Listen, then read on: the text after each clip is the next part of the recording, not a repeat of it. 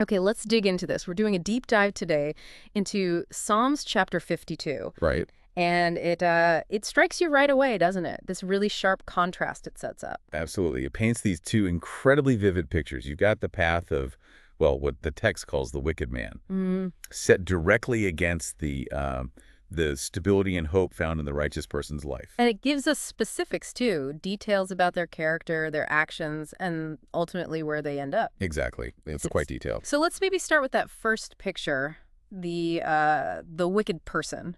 The language used is pretty strong. It really is. Yeah. Boasting about evil called a disgrace in the eyes of God.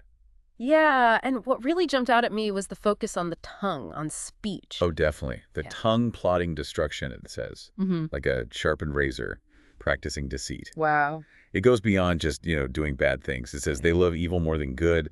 They love falsehood more than truth. They love it. And it mentions loving every kind of harmful word Oh, that's no. unsaid. It is. It suggests it's not just an accident, but a preference, an actual desire to use words destructively. So, given that kind of internal wiring, that love for harmful words, what does the psalmist say happens to this person? What's the outcome? Well, the text doesn't mince words. It's pretty severe. Surely God will bring you down to everlasting ruin. Everlasting ruin. Yeah. And it gets more graphic. He will snatch you up and tear you from your tent. He will uproot you from the land of the living. Snatch, tear, uproot. That imagery is so violent, it sounds like a complete and final removal. Utterly, total separation, being ripped out of existence almost. Uprooted from the land of the living. And the song connects this downfall directly to where they place their trust, doesn't it? Yes, explicitly. It points out how the righteous will react, saying something like, look, here's the man who didn't make God his stronghold But trusted in his great wealth. and grew strong by destroying others. Yeah. Exactly. The core problem identified is this misplaced trust. Right. That word stronghold, like a fortress, a safe place. Their security wasn't God. No, it was wealth. And not just wealth, but wealth gained destructively. It's presented as a false security, ultimately fragile compared to God. Okay, so that's a pretty bleak picture. Let's shift then. What about the contrast? The righteous person in this chapter. How are they described? Well, the language does a complete 180. It moves away from sharp razors and being uprooted to something really organic and grounded. The psalmist says, but I am like an olive tree flourishing in the house of God. An olive tree flourishing. Yeah, that feels completely different. Stable. Alive. Doesn't it?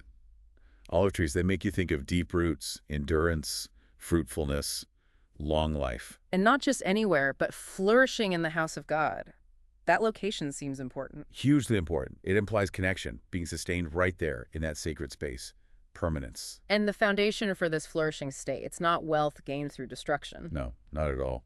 The text says, I trust in God's unfailing love forever and ever. That trust is the bedrock. Unfailing love. That's the direct opposite of the temporary, harmful things the other person relied on. Precisely.